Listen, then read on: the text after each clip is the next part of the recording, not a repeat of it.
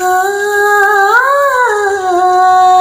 உண்மை காதல் யாரென்றால் உன்னை என்னை சொல்வேனே.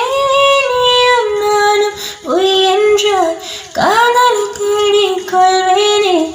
கூந்தல் மீசை ஒன்றாக ஊசி நூலில் தைப்பேனே. நெங்கைக்குள்ள நீர் போல காதலை தைக்க வைப்பேனே. வார்த்தை கொச்சிக்கா